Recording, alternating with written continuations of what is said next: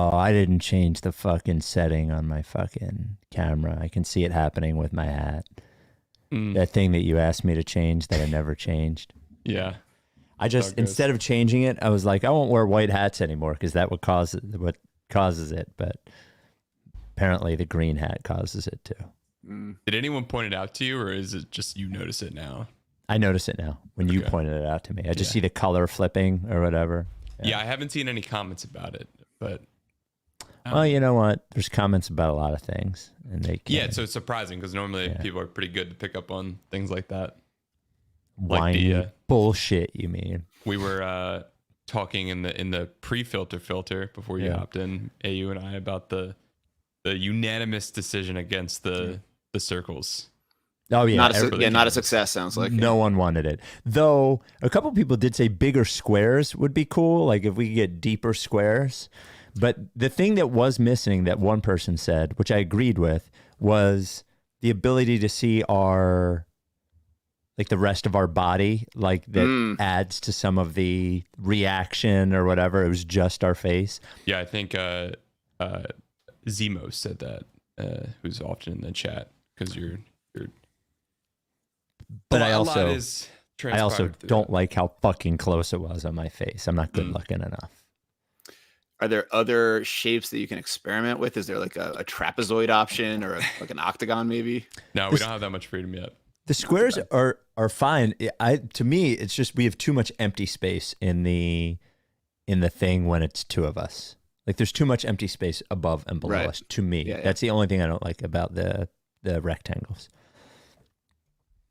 I mean, it's still remarkable to me that there are people that watch this at all. To be honest, like who is the sort of person that sits down and watches this program as if it's a television show? Like, what are they getting out of it? More than you think, actually. Okay. Yeah. So the percentage on Spotify has gone from, like 8% who watch like at least 3 minutes of the video or more to like 40%. That's a lot. That's on a lot Spotify. Of people. Yeah. Now that's just the Spotify, which is, half of the podcast audience, but it's still a remarkable amount of people who like watching it. And I think we've done, I'm sorry, CJ, just one final thing. I think we've done more video-ish stuff within the pod or like, look at this, look at this, look at this. So I think those numbers are also a little tough to take for face value, because even like if someone's a YouTube watcher, that doesn't necessarily mean that they are watching the pod, because a lot of people have YouTube Premium where you can lock your phone and still listen to it. But so Spotify, if your phone is locked, then you're just listening.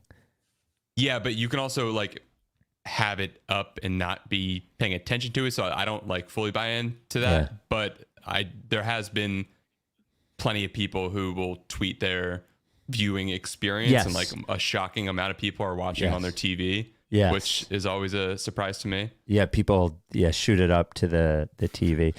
And I agree with you. I agree with you, AU, in that like the pods that I listen to that are video, like Lex Friedman or Rogan or something, I've never even considered watching. Yeah. And so much of my podcast listening is because I only have audio options. Like I'm driving or walking the dog or something. Yeah, but if they're getting something out of it, bless them for it. All right. Ready to do a fucking podcast on video? Always. Hold on. I got to move my notes up. I have a great note here from, what the fuck, man? There we go. From MOC. I don't know if he'd be okay with me reading it on the pod, so I'm not going to read it. It's funny. It's about Kyle Lowry, though. It's very funny. The Rights to Ricky Sanchez podcast is presented by Draftkings Sportsbook.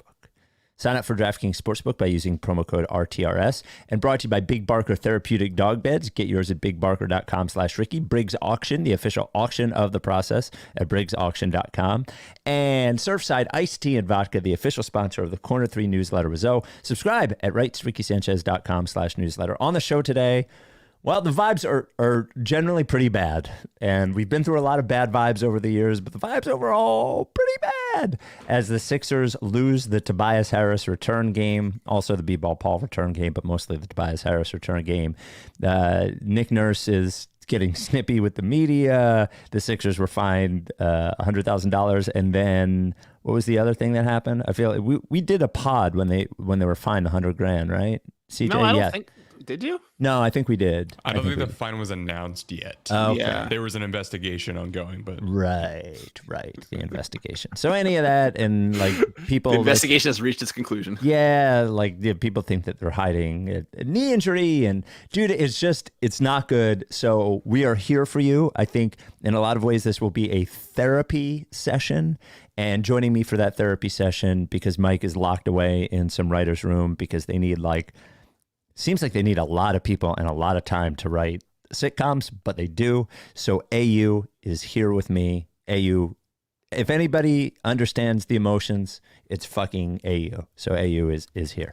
A couple of things for you to check out. A new episode of the Draft Council, our NBA Draft podcast hosted by Dan Ollinger and Ahmed Jama. In this week's episode, they talk about the best rookies so far in the NBA, as well as why some of the rookies that they expected to play well are not playing well yet. Also getting ready for the start of college basketball as well. Another note, Carlin Landry Record Club Live 2, which AU will be at on stage with me and Jason Lipschitz and Mutlu as we celebrate the release of Jason's fantastic new book. It Starts With One, book about Lincoln Park. So we're going to do the live pod, and then we will have a new metal party. We got a great DJ who's going to play a bunch of great tunes. We will have some drinks and talk.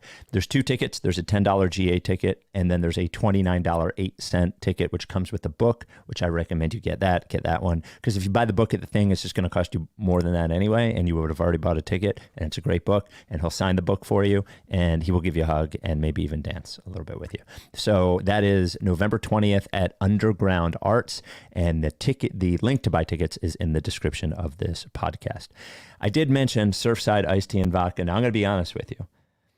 I am drinking a bottle of Black Label bourbon from Stateside that has sat in my cupboard for a while. It's in the Stateside Rocks glass. I'm drinking this because on the weeknight versions, I usually have the Surfside, but the Sixers suck so bad, I felt like I needed the bourbon. I needed something a little stronger. But Surfside iced tea and vodka is just like the perfect canned alcoholic beverage. It tastes great, no matter what flavor you're talking about, whether it is the iced tea and vodka, the lemonade and vodka, which is my personal favorite, the green tea and vodka, the iced tea, lemonade, whatever it is, they're all great. They all only have 100 calories. They all only have 3 grams of sugar, and none of them, 0 of them have fucking bubbles. None of them. And the good news is now if you're in PA, you can get it at a beer distributor, which you couldn't get it before. You had to go to a liquor store or a gas station or a grocery store, all of those places. However, for all of those versions, you got to be 21 to drink it.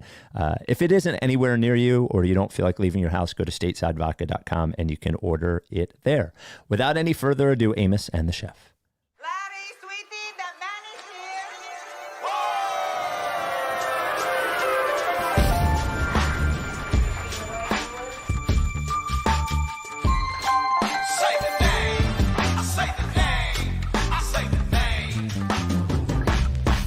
We were right, y'all. We were right.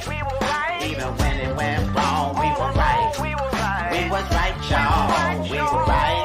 So say the name. Say the name. We were right, y'all. We were right. Even when it went wrong, we were right.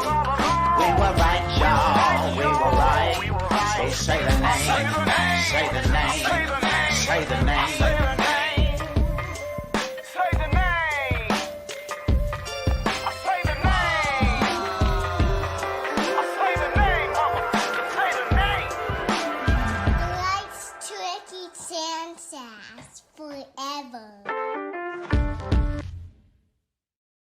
Welcome to the Rights Ricky Sanchez podcast. I'm Spike Eskin, along with a guy who's sitting in for Mike Levin. It is the Ricky's own AU, Andrew Underberger. AU, how are we feeling?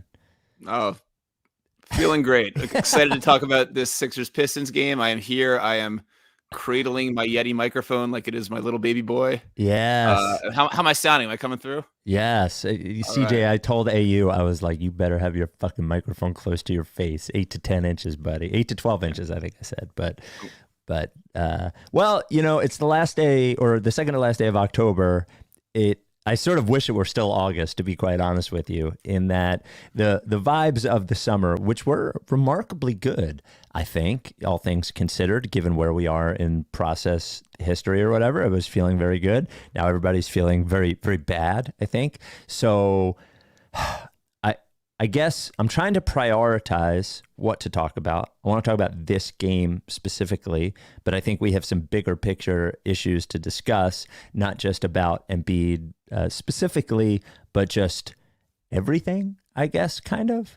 This was I wish we could spend a lot of time on the Tobias Harris return game. I wish there was a little more to talk about. Paul, can we just talk about the B-Ball Paul return game? The and that B-Ball DNP Paul CD return. he picked up? Yeah. They couldn't even get him in there for 2 minutes, 3 minutes to get a B-Ball Paul chant or something. Yeah. So what do we start with? It almost feels like we're minimizing it to talk about the game, but the games have been largely atrocious to watch so far this year, and this Pistons game is not an exception. Specifically, offensively, they have had no North Star at all. Now, it's not surprising. I want to. I'm sorry. I'm all over the place here.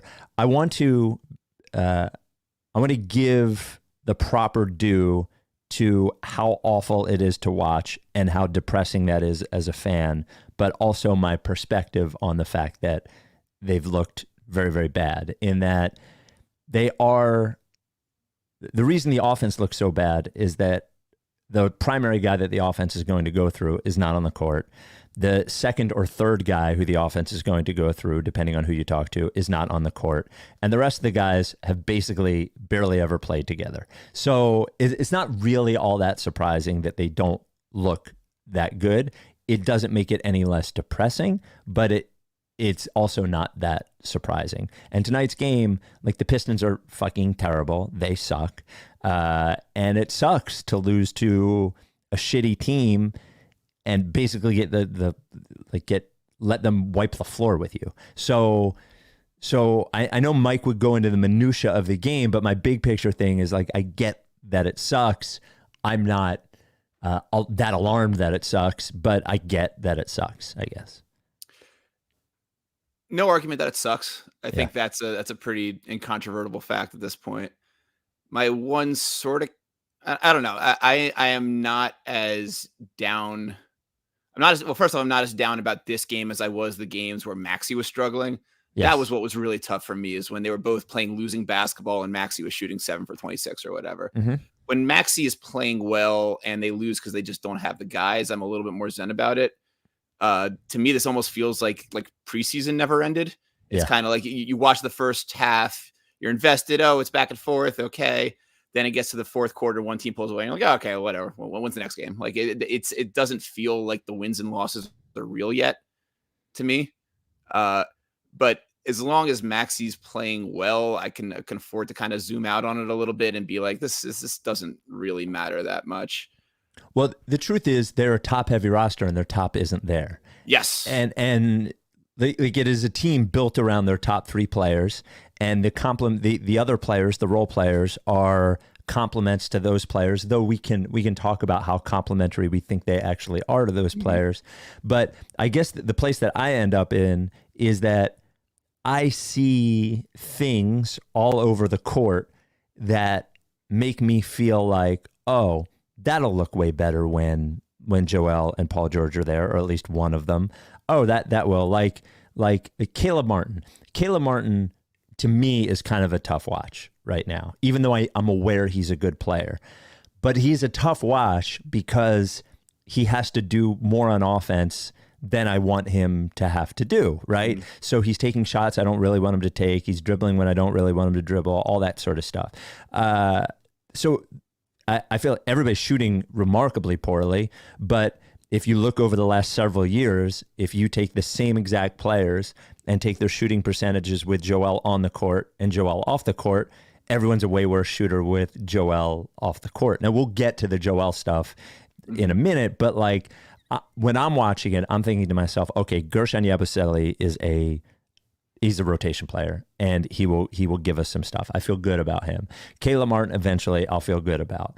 Eric Gordon, for all of his blocked at the rim and that sort of stuff, like is to me, when those two guys are here, will be a winning player. I feel good about him on the roster. We're getting far too much Kelly Oubre right now, right? Like that's the truth, is that a team that has Kelly Oubre shooting this much is not going to win. He's proven it on other teams. That's not a negative thing about Kelly Oubre at all. It's just that like everybody is not in the spot where they are. And Tyrese Maxey, as great a player as he is not the kind of player who can carry a bunch of role players to a reasonable number of wins. It's not going to happen. Like this team, I think Mike said this would be a 30-win team, probably 30, 33, 30, something like that. I do want to push back on that a little bit. I feel like you guys have been pretty down on Maxey on this podcast. Not down on him. Not down on him, just realistic. That's fair. But I mean, there's talk on the last podcast about how he's probably never going to be a top 20 player. Like he's already, he was an all-star last year. He's already a top 25 player. And he's, I think I'm sort of in like an embracing the abyss mode with this team right now. And maybe this is only strictly out of self-preservation, but like, I actually kind of want to, this is going to be an apocalyptically sicko take, but I actually kind of want to see more of this team with just Maxey before we start like the real portion of this season. You're on drugs. Absolutely. Why? Because I want to see him kind of battle through some of this stuff. I want to see him take his lumps as a first option. I feel like eventually we're going to need him to be an offensive first option. We're going to need him to kind of play against impossible defenses and sort of rise above. I mean, wasn't that one of your takeaways from the Knicks series, is that like at the end of the games, when these games actually matter, we kind of need Maxey to operate like a number one option? But who was on the court with him? Sure, but I want him to sort of, I want him to kind of have the hardest version of this right away. I don't, and to sort of get to the other side of it. Like what's the other side? Them winning 30% of their games? Them winning 40% of their games, or them winning more games like the game against Indiana. Like I think this is valuable stuff for him, and I think there's going to be games like this throughout the season, regardless. Get him out of the way early. Like I don't know. Again, this is very much like self-defense, and things are already so bad that I'm not even letting myself think of, like, you're already in the, this is going to look better when Joel gets here mode. I can't even let myself think like that right now. Like, I don't know when Joel is showing up. Well, sure.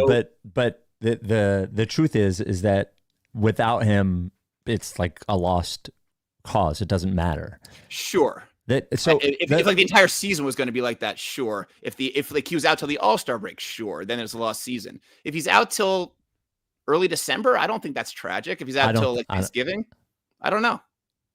Yeah, he's not going to be out till December, I don't think. But I don't think so either. So let's start with the first thing you said about him not being a top 20 player. That's what Mike said. I said, I believed I followed it up quickly. I just didn't want to debate it. That I said top 20-ish is what I said. I said he's top 20-ish, which I think he is. But let's go back for the last 25 years of NBA basketball and think of the 6-foot score first guards who are top 20 NBA players. There's one. Mm-hmm. There's just one. It's Damian Lillard. And Damian Lillard, who, let's think about peak Damian Lillard, at his very, very, very peak, with the team, them doing everything they can. And I know everybody thinks a lot of Maxey, but he's nowhere close to peak Damian Lillard. He is 2 standard deviations away from peak Damian Lillard.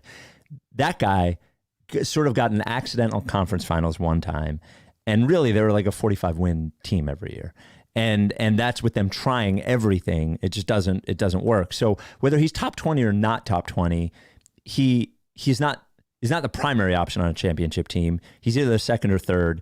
And I think it more about, if you just put it into context of, he's not a similar player as Jamal Murray, but Jamal Murray, they won a championship with Jamal Murray as the 2-ish player on the team. Though you could argue there were probably 2 players who were the second best player on the team that both provided different roles. But if you build a team around either of those players, there's no way it would work.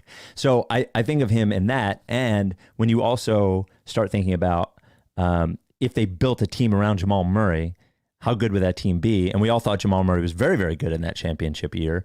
And nobody would think they'd be anything other than, at best, a 7 or 8 seed. So no, and I'm by no means by saying that, like, this is not like a Trey Joel take. This is not like a Maxey needs to be like the only guy and build around him. Sure. I'm just saying that there eventually will be a version of this team, I think, where Joel concentrates on defense and scores 20 to 25 points a game. This year? Maxey, no, not this year. But I'm just saying, I think down the road, this is the place we need to get to with Maxey. I'm not advocating for him to spend the entire year as the number one option, but I like him kind of feeling this part of it out and learning how to play against defenses that load up against him and kind of seeing through it. And I mean, he was good tonight. He wasn't great, but he was very good tonight. And I just think I think it will build like mostly habits we don't need.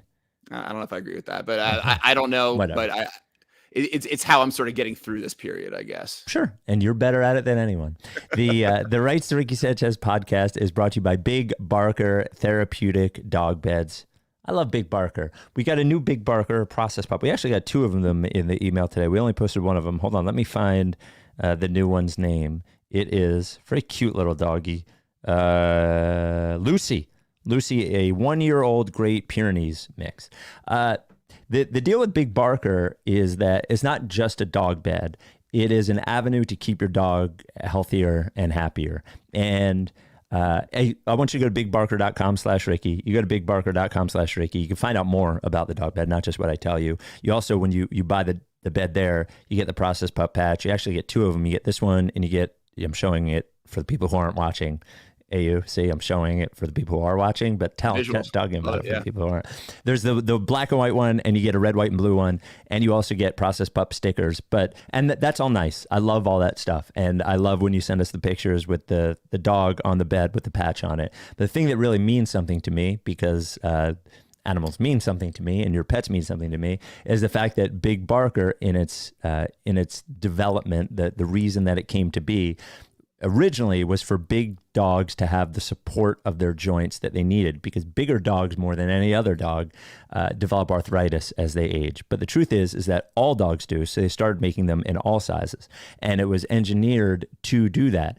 And when I say that the bed is important to your dog's health, and that sounds crazy, I know, you're a bed, how could it be health? You think about your health, and if you slept on a bad mattress every night, you would feel worse, and that would build as you got older and kept sleeping on that mattress. It's the same with your dog, and dogs fucking sleep a lot. So the Big Barker Therapeutic Dog Bed, engineered by experts to support your dog's joints. There was a study at Penn Vet that showed all of these great effects: improvement in joint function, reduction in pain severity, all that sort of stuff. And if your dog is older, put your dog in a Big Barker and you will notice a difference. The dog will feel a difference. Your dog is younger, start then, and then as your dog ages, less wear and tear, that sort of stuff. Rebel is 10 and a half years old, has been sleeping on a Big Barker for 7 years, and is like, runs around like he is 3 years old. And I know it won't be that way for every dog, but I'm sure that some of it is because of the Big Barker. So come in all different sizes, all different colors, all different, setups. You can get one where there's like 3 pillows on it. You get it with the 1 headrest, whatever. Go to bigbarker.com/Ricky, find out more about it. 10-year warranty. The foam doesn't flatten or they replace it for free. A 1-year at-home trial. If you don't like it, if your dog won't sleep on it, whatever, they'll give you a full refund and they'll even pay for the shipping. It is handmade in the USA. Big Barker Dog Beds. Oh, that's a good one. That's a solid one. Eh? I got the microphone now. That helps. Maxey. It's where are we? Okay, we can move on from where Maxey is. I wonder if you see the things that I see with the other players, like positives with those things, with those players at this time, or no? Yeah, there's definitely, I mean, you get more hyper focused on the things you like or don't like with these guys when you're seeing this much of them, certainly. And so it's like, oh, okay, I like this thing that Eric Gordon does. I like that Eric Gordon just lets it fly. Like I wondered if I was going to lose patience with him pretty quickly, but it turns out just watching a guy who lets it go every time is kind of satisfying, even if it doesn't go in. Caleb Martin, on the other hand, like you guys talk about some of the things that are frustrating with him. I can't believe you guys haven't talked about how ugly his shot is. Like, it's hideous. Oh, yeah. I can't remember, like, since Fultz, I can't remember a Sixer whose shot looks worse. And today he did the worst thing of all. He had that that look in the corner, that open look in the corner, and he had that drive to nowhere. Instead, he got lucky, got a foul call out of it. Yeah. But that was sort of nothing. But yeah, like I can definitely see both of those guys. The things that they offer definitely seem like they would make more sense on a good team than a bad one. Other guys, it's sort of too early to tell. And it's been a bummer seeing Oubre kind of revert to the Oubre he was at this point in the season last year when they were also having all those games with that Joel. Yeah. And he just sort of lost the plot altogether and just kind of did the one thing he knows how to do, like at any possession, and just drive in and hope for the best. Yeah. If you're talking about like developing bad habits, that's the one that I'm worried about. But I think he'll snap out of it. And I do think we have most of the right guys that we need. It is surprising to me that we have quite this little offensive juice. I mean, obviously missing 2 big hubs, that's a big thing.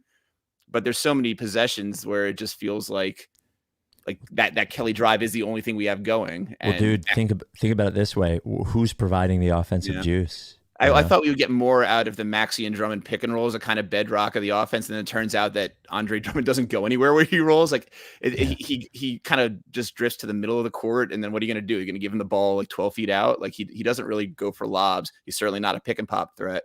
So that's been kind of a bummer. But other parts of the Andre Drummond experience have been better than expected. So it's kind of hard to evaluate any of these guys with any sort of big picture objectivity. It's all sort of a blur right now. Yeah, I guess I want to speak to and before we get to the real quick, Tobias. So it was a return of Tobias. We were on the air today, and I didn't want people to boo him, actually, to be quite honest with you. I knew they would. I don't care if people boo. Like, I'm not a boo judge police, or whatever. Yeah, I'm not boo police. If you want to boo him, boo him. I kind of was like, you know, I can understand booing a player or I would choose to boo a player. I can understand booing Tobias Harris, to be clear. I would choose to boo a player if we signed him as X, he got paid, and then he was Y. But we signed him as X, he got paid, and then he was X. So that when we're booing him, I think what we're doing is booing the Sixers, not booing him. And he was, save for like 1 or 2 moments while he was here, he didn't really react to any of it. He just fucking did his thing. He came on the Ricky. We had crushed him for years. He came on the Ricky. He did a good job when he was on with us. You know? I wonder if his future is in politics. Like the fact that he's been able to remain impartial about the Sixers fan base through all of this takes a really like strength of character and just a brave face that I certainly don't have, and that I imagine most other highly paid athletes would not have in his position. He's very good at kind of playing it straight like that, and that seems to be like the number one qualification for being a politician. Here was the quote from him today that Sixers Adam posted. He talked to the Philly media beforehand. It's a little long, but I think it's worth reading. Not many people know this, but as a player and as a person in this generation, when I was a kid, I used to play AAU. If something didn't work, I would jump to the next team, things of that nature, find a way to move out. It was the first thing in my life that I saw through the 5 years being here. And I do think there's tremendous growth in that, and in weathering the storm and finding ways to come through and out of it in some type of fashion and really battle through it. It was an experience I wouldn't change. Obviously, it didn't work out the way that I personally wanted it to work out, or that the organization wanted it to work out, because we didn't reach our goal of a championship. But the experiences and lessons along the way are ones that I would never change for anything. Like that's a pretty grown up way to approach it. I actually was kind of touched by it. Yes, I was too. I got a little like misty eyed when I was reading it the first time today. I was like, and then him coming back, and I knew what they were going to do. You know, we were talking about whether he would get a video tribute, and I said he will absolutely get a video tribute. And I said they will put him in there with Paul Reed, so it hides some of it, like when they tried to put Jared Bayless in the Dario Robert Covington one. But everyone found Jared Bayless. They did boo. So Adam, I didn't see it, but Sixers Adam tweeted that in the video they booed every time he touched the ball.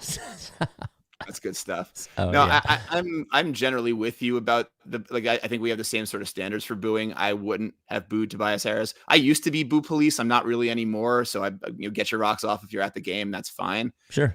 But yeah, I agree with you. He was who he was, and we gave him too much money, but there was no like faulty bill of goods with Tobias Harris. We gave a sub all-star money, and he was a sub all-star. Yeah. I did boo. I do remember booing Jared Bayless at that Timberwolves game. Oh, you did?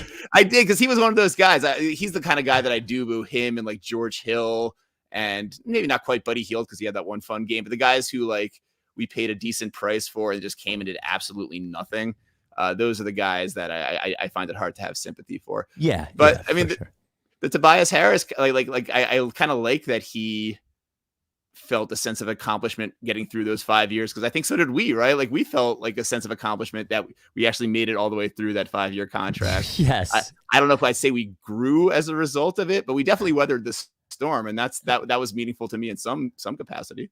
We did. And just to, I don't want to belabor this game. It's something that it's funny. Like the podcast I do with you, way different than the podcast I do with Mike. I know we would be like balls deep in like some Andre Drummond fucked up defensive rotation at this point. It's just not, it's not what I'm good at. I don't think it's what you're good at specifically. No, so before we get to the Joel thing specifically, because I think that's a separate conversation, I guess I just want to say, I am very sympathetic and empathetic to the people who are really mad and disappointed and sad at this point with the team, with what they're watching, with what's going on with Joel, with what they thought they would get, because I think it all to a certain extent projects toward the possibility that it will be what we hoped it would be. It's a little bit less about losing to the Pistons and a little bit more and a little bit less about the making sense of losing these few games or whatever, and a little bit more about the bigger picture of what we're all staring at. And this team, like aside from the disappointments of the not getting where we wanted them to get from a playoff standpoint, this has been, if you've been through most of this ride or even part of this ride, a substantial part of this ride, it's been interesting, which for me is if I take one part of myself, I think it's compelling. Like there's part of me that thinks the whole thing is like so weird and interesting that I can't help but just sort of find it all fascinating on one level. But as a fan, strictly, with the injuries and the weird shit with the general manager and the what's going on with this or what's going on with that we laugh about, the what the fuck moments that we laugh about are all like, they suck as a fan. Yeah. You know, they're fucking horrible. And watching them, you're getting your ass beat in at home by the Detroit Pistons who suck while nobody tells you what's wrong with your best player. But while telling you there's nothing wrong with him, it's just like this constant, it's like getting a tattoo. It's not the worst pain in the world, but it hurts enough to where you can't believe you sat there for 3 hours as it fucking was a 7 on the scale of 10 of pain the entire time. It fucking sucks. I don't know why people would do it, to be honest with you. I podcast about it, right? This is like muscle memory for me. Right. But I also understand why people go, fuck this. Why am I doing this? Call me when they're good again, you know? Yeah, I before we get into there is like a big Joel part of this that I feel like we shouldn't get into just yet. Yeah. But when I was listening to the Nick Nurse comments about Joel, when they were asking him all these questions today about, you know, when is he coming? Why haven't you shared anything with us? What did it mean that the league said this about you guys, and the difference in between what you were saying and what the actual truth is, all that. There was, I can't remember which reporter it was, asked the question about like paying fans who I think it was my dad. It sounded like him, but they didn't show him, so I didn't want to assume. Yeah, I wasn't there, but we had Devin Caney who was on there, who works for WIP, and we were talking about it, and she was like, yeah, Howard asked the first 5 questions. And I was like, okay. A couple of them anyway. Yeah. And like I instinctively do kind of roll my eyes at questions like that because, you know, I get to do that as, you know, a blog boy who goes to a couple games a year and can afford to kind of look at this stuff from a remove to a certain extent and be like, oh, well, this is kind of cosmically funny, so it's okay that they're getting their ass kicked by 20 by the Pistons on a nightly basis. But it is a shitty thing for sure. It is a very, for the people that actually care about this team in like a very on the surface way. I go to games because I want to see the Sixers win and I want to cheer on their best players. It sucks that they don't get to do either of those things right now because their best players are sitting and the team doesn't win. Yeah, and the people, and again, this is something that that doesn't look. It doesn't have to bother you. You don't have to. You don't have to identify with it. But if people go to games at all, they go to 1 or 2 games a year, and like for you to say to that person, well, this is also we win a championship.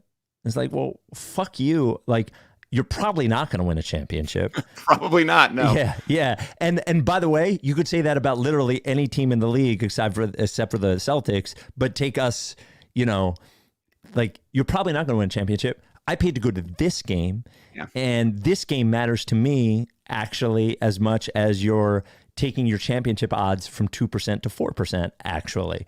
And I understand why the team is doing what they're trying to do, but I can also understand why, and even forget about spending, $500 for 4 tickets or whatever it is. Just think of the time, the 2.5 hours. The time is the most valuable resource on the planet. What's his name? Eric, what's his name? Some preacher from Michigan State that I follow on Instagram. I love him.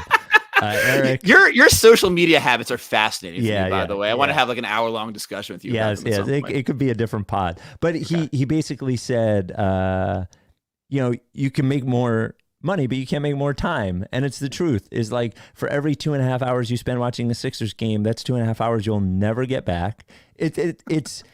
Please don't make us do the math on that. That'll get real depressing real quick. It's fatalistic, but it's also very, very true. And I understand it. And you think to yourself, well, I just ignored my family for 2.5 hours tonight. So I get it. And I'm like, even if the team won't say this to you, I will say it to you. I am sorry. Like it's not my fault. I didn't do it, but I'm sorry this sucks. Like we didn't get into this for it to be such a grind and to piss you off so much. We all got into it because it was fun. And I'm bummed that there are so many, forgetting about the fact they lose in the second round, I'm bummed that so much of the experience of following the team is so full of stress and anxiety and disappointment, because it shouldn't be. It should be fun. And even if the team's not saying it to you, but I am saying it to you, I have sympathy, even though I'm going through it too. I sort of have this North Star of the podcast that like I have to separate myself sometimes because I know I have to talk about it, but that's what that is. And the only other thing I want to say about that is I do think it's particularly bad timing because the fun, it gets a little harder every year to have fun. Yes. And with the good off season that we had, it seemed like maybe there would be an injection of fun at the beginning of this season. And to have that kind of ripped away so quickly, it feels like we're starting back from zero, and that's tough. It's tough to have fun this way. Yep. Race Ricky Sanchez podcast brought to you presented by Draftkings Sportsbook, an official sports betting partner of the NBA. I thank DraftKings for being on the journey with us. I know at least one gentleman at DraftKings. Shout out Ethan, who is as pissed off as we all are right now. So, look. If your team's not going to a championship, at least you can bet and entertain yourself that way by using DraftKings Sportsbook. I actually do not like betting on the games themselves. I don't find it all that fun, but props are fun. So DraftKings, you can bet like, is Tyrese Maxey going to make 3.5 threes or more, 4.5 threes or more, 5.5 threes or more? How many rebounds is Andre Drummond going to get? Or you could same game parlay it and blah, blah, blah, blah, blah. Look, don't bet on money you don't have on it, but throwing $5 on it, it can ease a little bit of the pain when the Sixers lose by 20 to fucking the Pistons or whatever. So you can do the emotional hedge bet. Jack Fritz taught me this. Jack, during the Phillies series, bet on the Mets the entire time as an emotional hedge. Ike had bet on had a Lindor anytime home run when he hit the grand slam.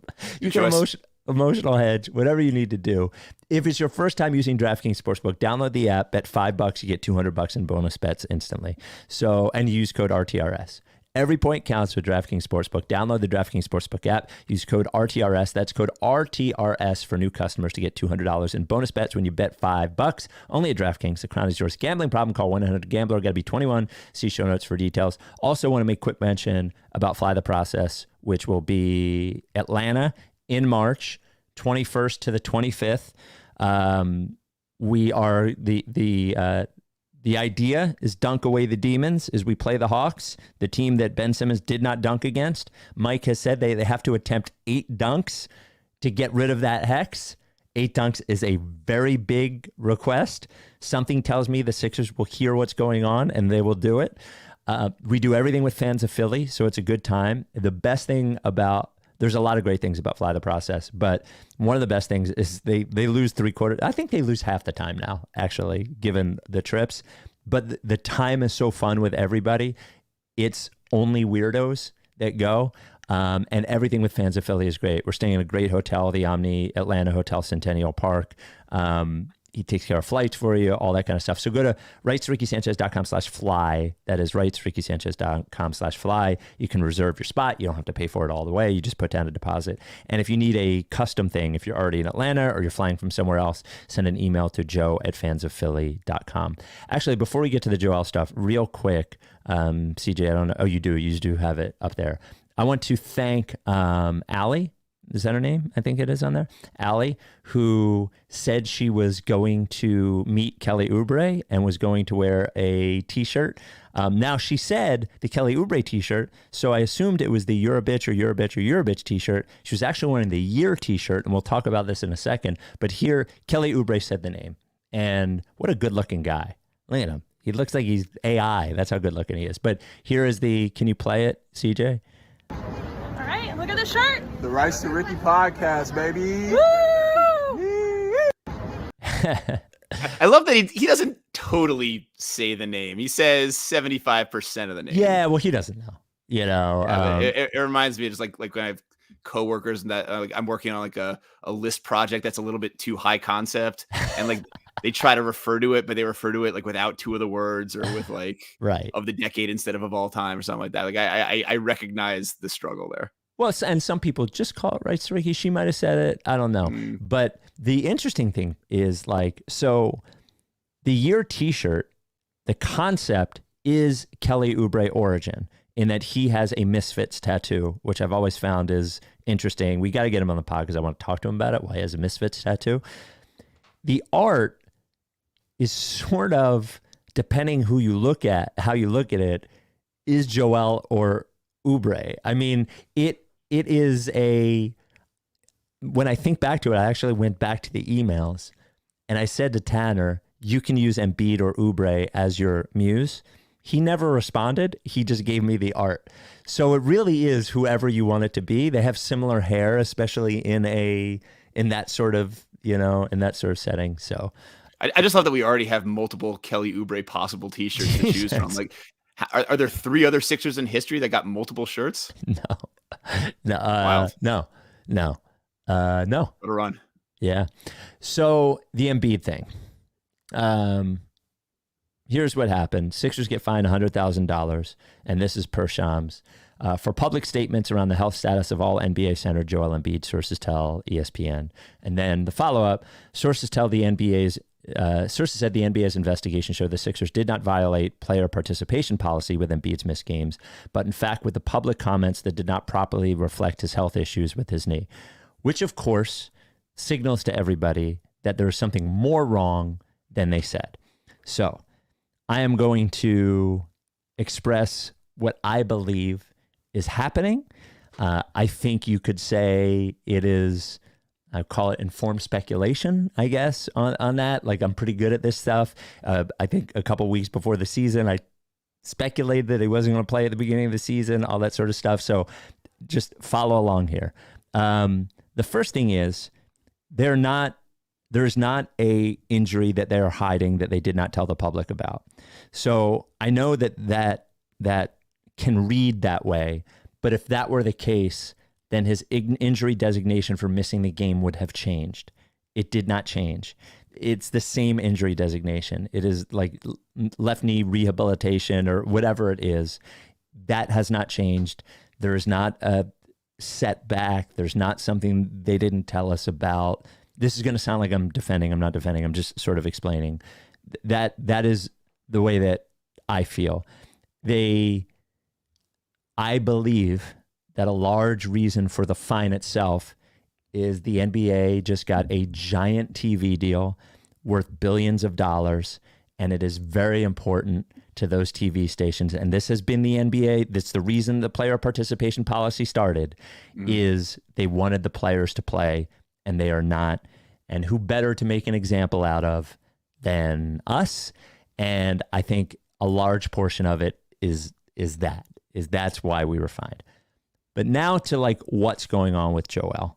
And I have this written down somewhere, so I don't want to mess this up. No, not my comments, but something that shoot, it's not here, so I'm just gonna have to go off of memory. I want you to think about Joel Embiid's left knee. And yes, he had a torn meniscus in February, whenever it was, healed, played again, whatever. That same left knee, he had another torn meniscus about 6 years ago. He had 2 separate bone bruises. He missed time with tendonitis in that left knee. I see why you had to write this down. Yeah. There are 5 separate injuries that I counted to his left knee. So I guess what I'm saying is, if we were expecting that injury to just heal and then, okay, he's good as new, for his knee, that time is over. Yeah. And this is the high wire act that this team is trying to accomplish this year or next year or the year after. Now, I still think, given the situation, is the best thing that they could do, right? There's not anybody that affects the game that they could get as good as Joel Embiid, like at this point. So you might as well give it a try, even though it's a small percentage play, I think. So we are never, I'm just trying to give fucking reality bomb here. This is never going away. It doesn't mean he won't play for weeks on end without issue, but it also doesn't mean that he isn't going to miss a week or two at some point when nothing happened. What I imagine they are trying to do is, when he actually starts, ramp him in such a methodical, steady way without incident that they can make sure that when he starts, he is in the best position possible to start. But the truth is that when you have that many things happen to your knee, and you can take this from somebody who has a hip replacement, is like that joint becomes arthritic and it doesn't function the way that you wanted to function before. Now, the good thing is that there's no way they signed the extension without talking to enough doctors to know, hey, this is something that you can try to manage. It's been managed before, right? But he's 7 feet tall and 275 pounds and runs up and down for a living and jumps up and down on hardwood floors, and twists and turns and all of those things. And our future is going to be, with Joel, is going to be is manage it the best that you can. And when it shows signs of degradation, you back off. Now, the reason he was able to play through the playoffs is because if there was a playoffs right now, yes, he would just play. He would play every single game. And that's when you throw caution to the wind and let him play, even if it's 60%. But the way they're trying to do it now is to not let him play then. That way you have as many bullets as you can have left in the chamber when the playoffs come. But be clear, for them to win a championship, the playoffs are 2 months long. God. It's a third of the season. Oh God, that's such a long right? Long it's potentially 28 games. Yeah. I guess we've been spared having to realize just how long the postseason is by the fact that we always duck out halfway through. Right. But that's long. That's fucking wild. Yeah. No, I think you and I basically. Sorry, that was a lot. But it's good because I think you and I basically have the same read on the situation. I'm going to say something that I don't say haven't said very often in my period of fandom with this team, which is that I actually feel bad for Sixers management and ownership in the situation. I like the thing. I don't think I ever told you. I did really like the thing you wrote about how it's going to be kind of a jigsaw season for the Sixers and just kind of constantly in between impossible choices. Yep. Because I think everyone is assuming that the Sixers are lying about something here. And they're not generally like that's usually a safe assumption because the Sixers are liars. It's a franchise bedrock. Everyone on this franchise, everyone associated with this franchise has been a liar historically. Daryl's a liar. Elton's a liar. Doc was a liar. Joel and James Harden were certainly liars, are liars. So it makes sense to when you hear something that doesn't feel right, it makes sense to assume, oh, they're lying. Right. In this case, I don't think that they are. I think that they're telling us the truth, and it's just not quite the complete truth because the key detail they're leaving out is something they can't say out loud, which is Joel, A, is never going to be totally right, and B, probably shouldn't have played in the Olympics, and that set him back. But we couldn't tell him he can't do that because he wanted to do it and he might not ever get a chance again. And now they kind of can't point to that part of it and say, okay, he's behind schedule as a result of that, because that would be throwing him under the bus. And that's something that they can't do when he just signed this gigantic contract. And I also think that if you were to ask them about the calculus of him playing in the Olympics, they would have still taken it. Maybe. And sure. Here's why. Every other fucking training camp, he comes back overweight and out of shape. He's not overweight and out of shape at this point. And him being surrounded by the best players in the world who tell him, I don't know that it's an accident that the way that he's talking now is different, having been surrounded by those guys, about what's important, about the awards and the accolades and what is really.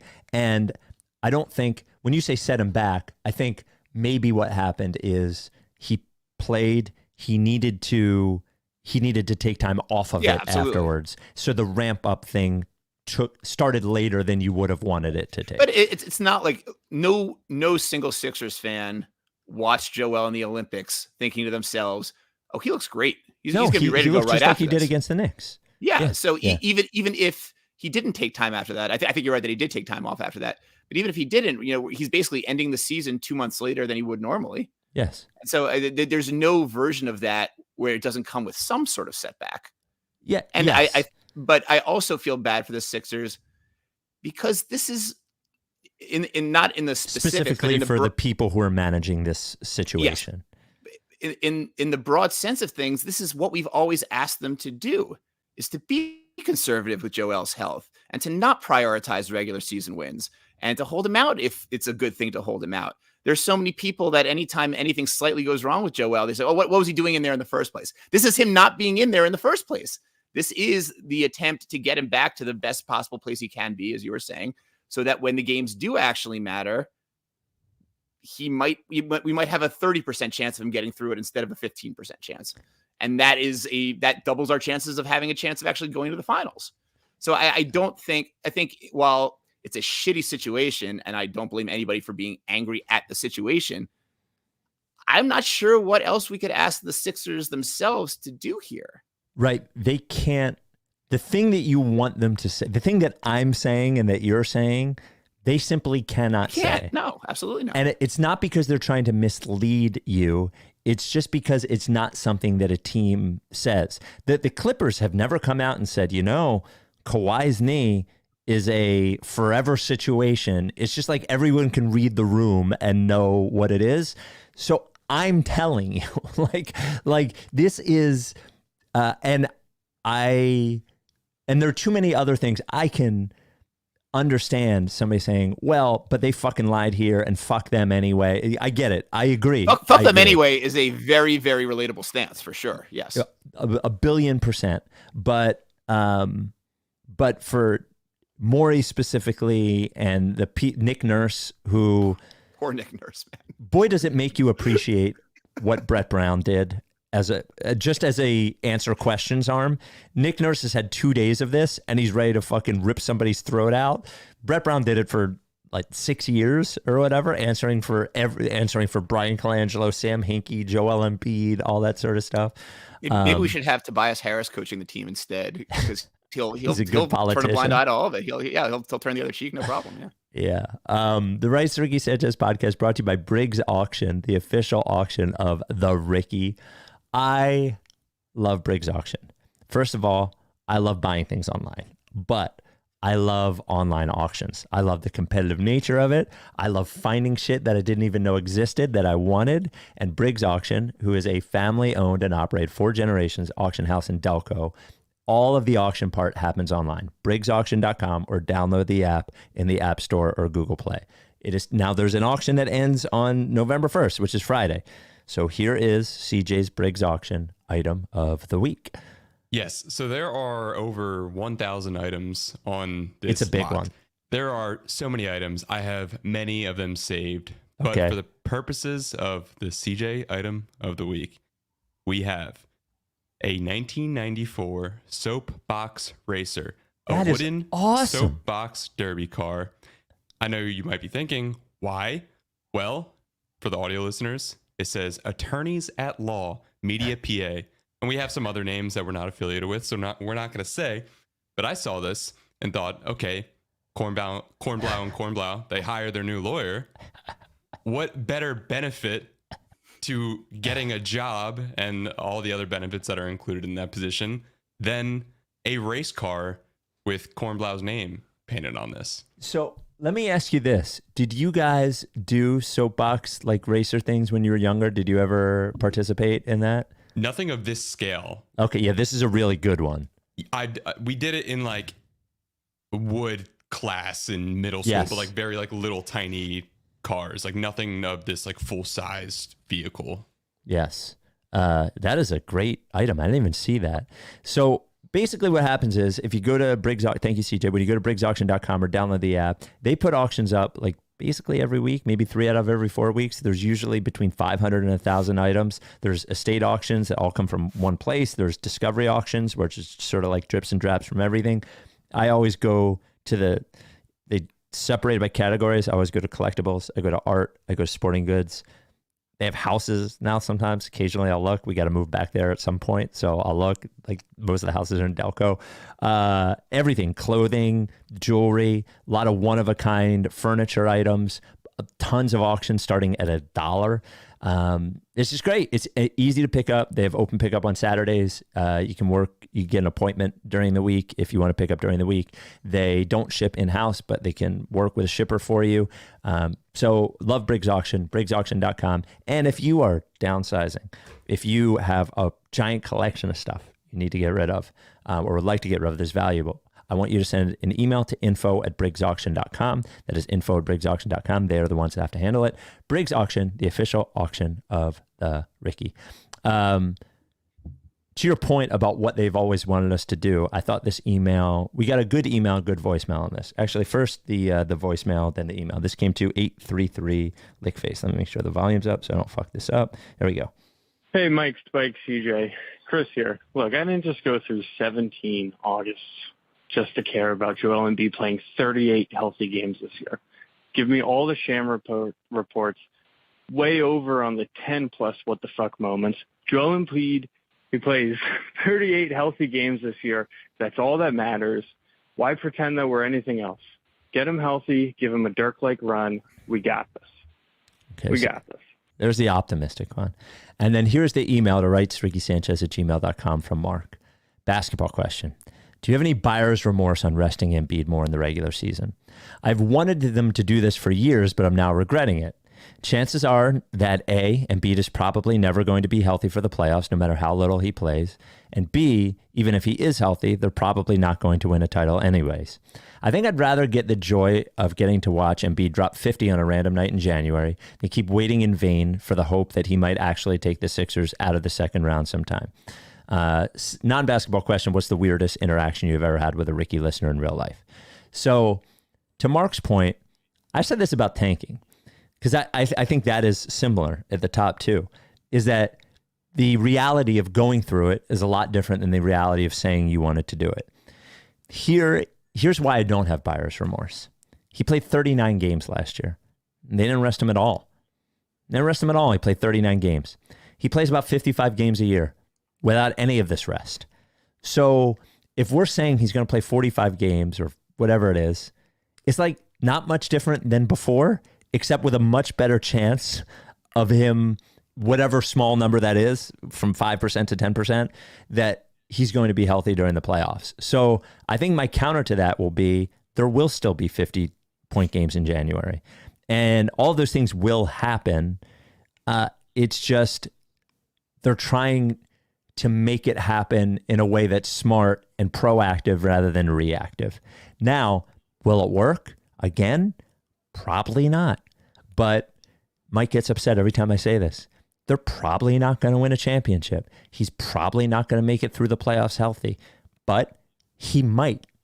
And it is still the best opportunity because obtaining a player, and you can see it in every game. I guarantee you take Maxey off the team, you put Embiid on the team, and this team is a team that wins 48 games. It's the truth. The same team that we saw tonight. He's that good. He makes that much of a difference. And to find a player who makes that much of a difference, you just sort of like, there's this movie. You ever see The Mexican with Brad Pitt and Julia Roberts? I have recently, actually, like last year. Oh, really? So do you remember? There's like a point at which, and I won't get the exact quote right because I don't remember it, but there's a point at which I think Brad Pitt asked Julia Roberts, if you love somebody and you can't get it right, and you just try over and over and over again, but you just can't get it right, at what point do you say enough is enough? And she says something to the effect of, but you love that person? And he goes, yeah. She goes, never. Never, yeah.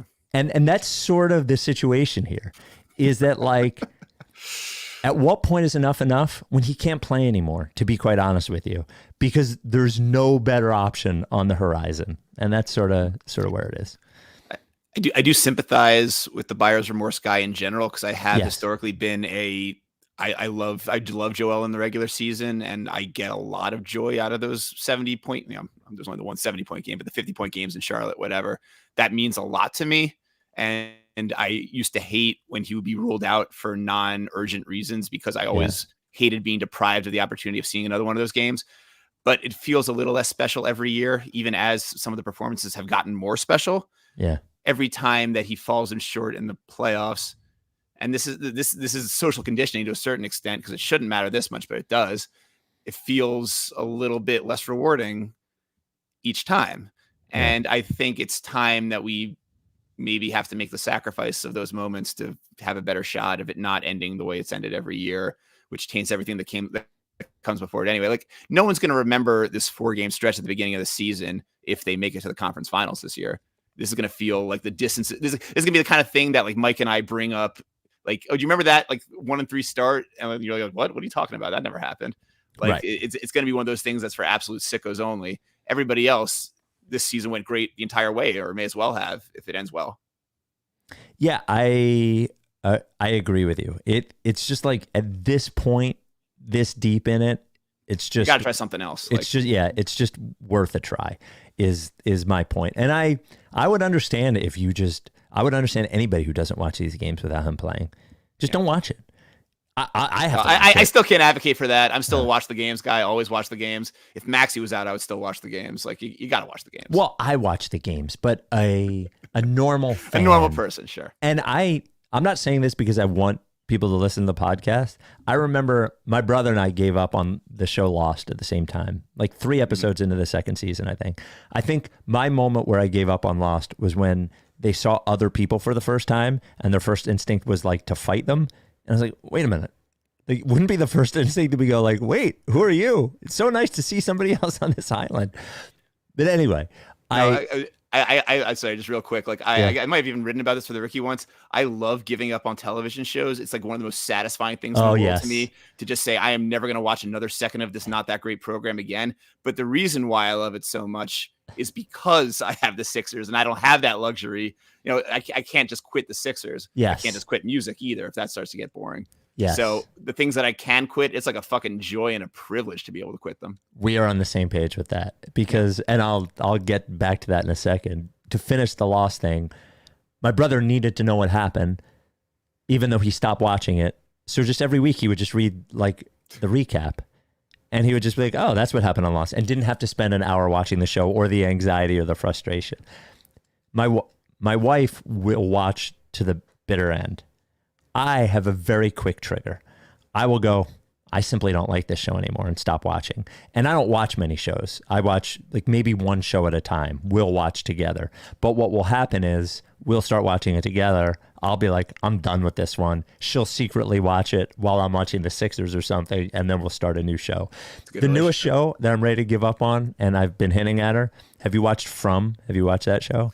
No, I see it in my TV listings. I have no idea what it is. So From is a show about people who basically they're driving along a road and they wind up in a town that they cannot escape, right? Like they'll drive down this road and they'll just end up back in the town. Mm-hmm. And in this town at night, there are these vampire zombie type things that come out only at night that they don't know anything about. They only know that they come out at night. So the first 2 seasons were like awesome.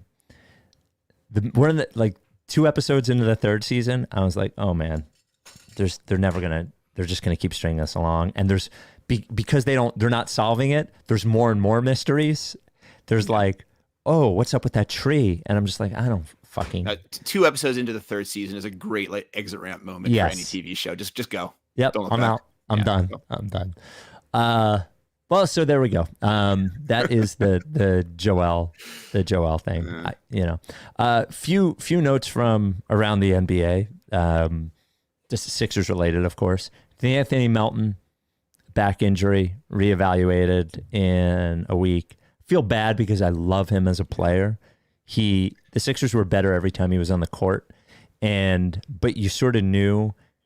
I think it was the second time he came back with the back, played, and then didn't come back in the game. Yeah. You're like, shit.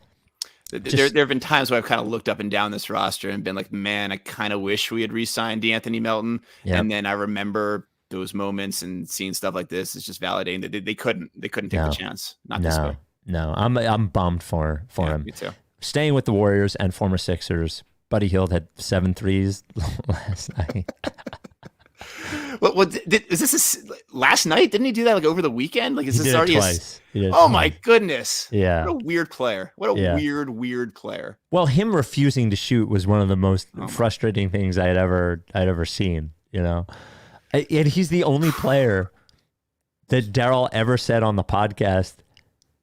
Like, I tried to ask him a question without saying the player's name so he could answer. I was like, "Do you ever trade for somebody?" And then when you get them, I said, sometimes we'll want players, but then you'll trade for them and we'll have to watch them every game. And we'll be like, this guy's not nearly as good. I was like, does that ever happen? And he was like, yeah, Melton we thought was a lot better or something like that. Healed. Oh, healed. Yeah. And I was like, oh my God, well, we're not resigning him. Good news. Knicks are 1-2 as of this recording. Bucks are 1-3. Doc Rivers trying to swing the presidential election. Just want to let that side know that might not be who you want to go to in the clutch moments. Are there any good teams in the East this year? Is it only the Celtics? Did the Celtics get all of the good and we're just fighting for scraps of the mediocre here? Well, Orlando's playing well, though I don't believe in them. Okay. The Celtics got... Cleveland is like 4-0 maybe? Yes, Cleveland beat the Lakers by 25 tonight. Shout out JJ Redick. Maybe he's not Pat Riley. The Celtics took that game to overtime. They were losing to the Pacers by 24 in the 4th quarter, I saw, and they lost by 3 in overtime. So that's that. Ben Simmons passed up a dunk again. I don't know if you saw this. AU. There we go. Simmons bounces it away. Simmons shovels, gets it back. Boy, Ben Simmons just... Twice. Phenomenal. Yeah. Just unbelievable. Yeah. Unbelievable. There's been some conversation. KOC wrote a long article about there's been an even larger increase in 3-point shots this year, paired with like the worst ratings the NBA has ever seen to start the season. Now, he noted, I believe in the article, because I've read a couple things about it, that part of it is the way that the NBA has started calling the game differently with fewer foul calls when you drive has increased the value of threes even more. I understand. It's almost like the biggest problem is everybody tries to do the same thing. I think not so much that teams are shooting a lot of threes, and not so much that that it's so valuable, but more so that everyone's trying to do the same thing with different players. I think watching it, the 3-pointer thing doesn't bother me. I think the low ratings thing is a combination of a lot of different things. I think there's a lot of different factors that go into declining popularity in the NBA in general. One thing being everything is less popular except for the NFL.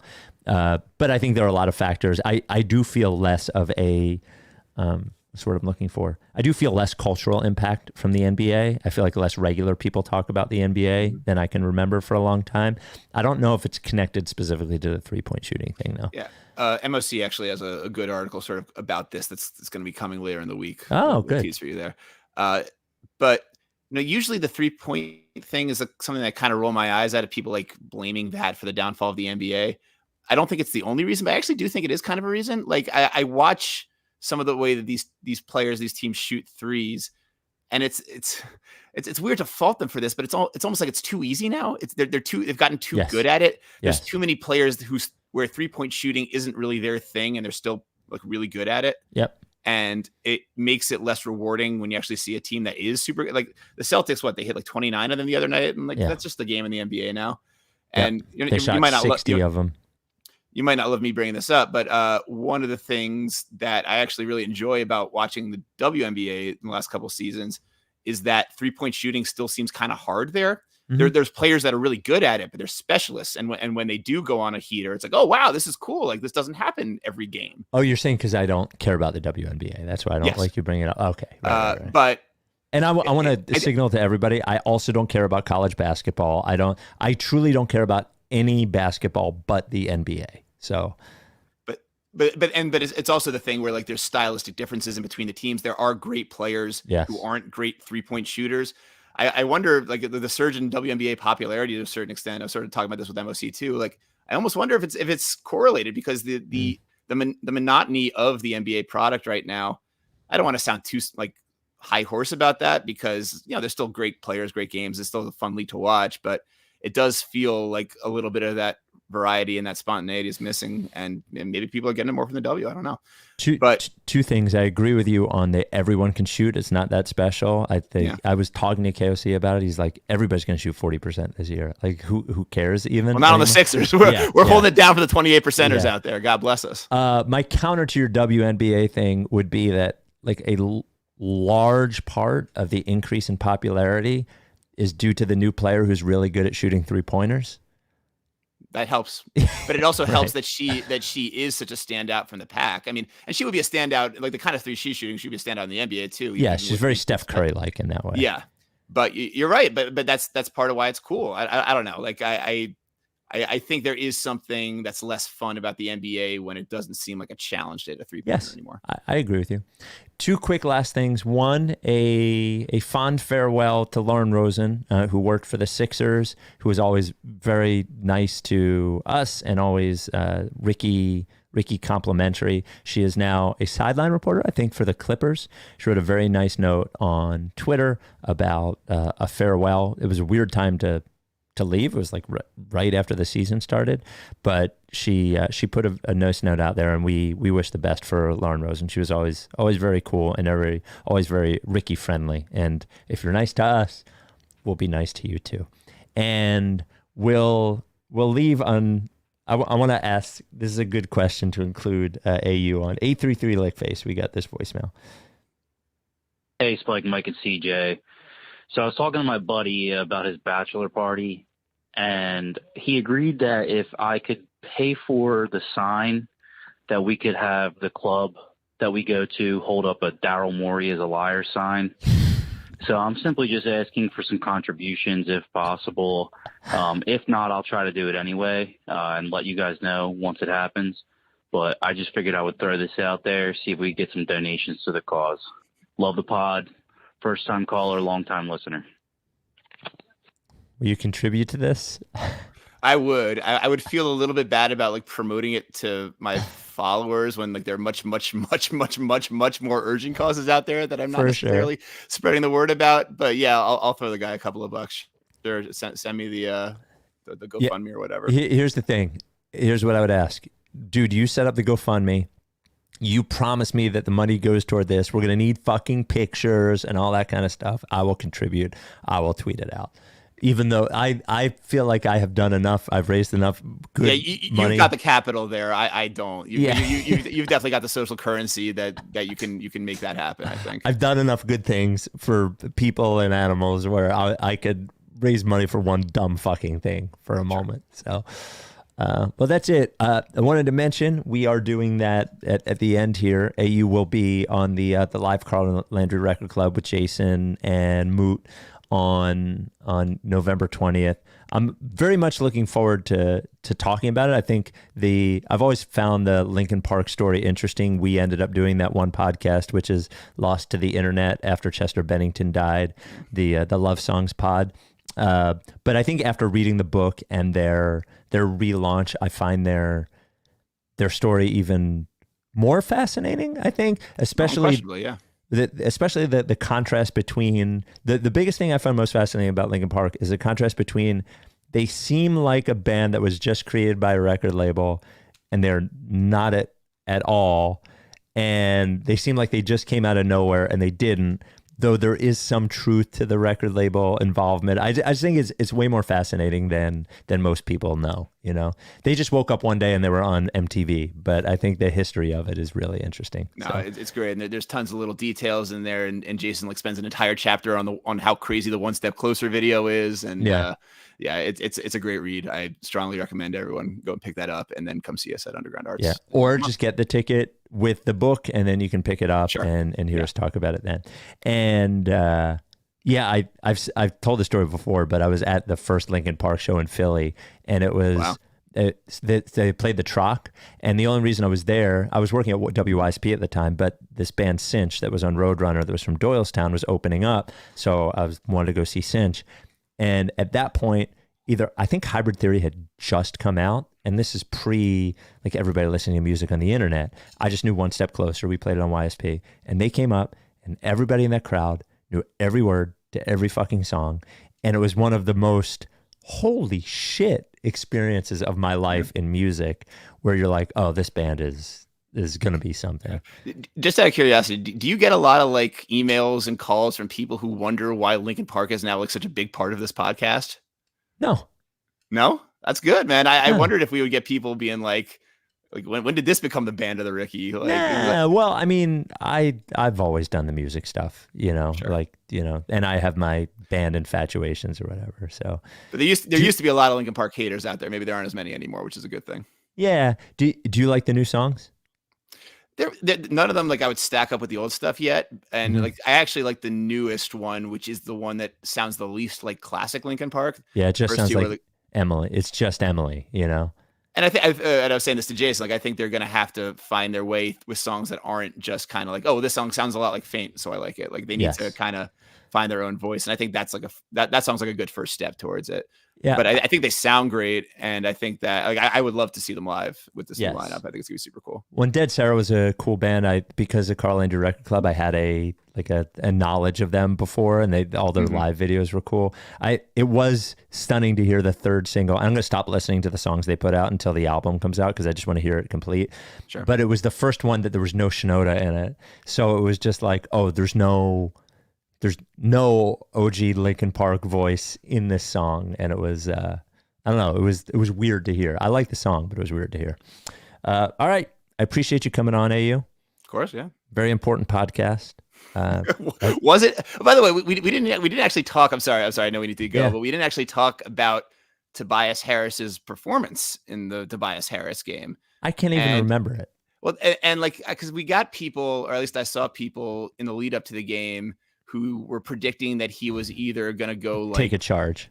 Oh, that too, but either that he was going to go 2 of 15 or score 50 points, and of course Tobias scores this much. And it was like, have you guys been watching Tobias Harris these last 5 years? He's going to score 18 points on 18 shots, and that's exactly what he did. Oh, he scored 18. Yeah. I was even rooting for it towards the end. I was like, please end this game with as many shot attempts as you have points.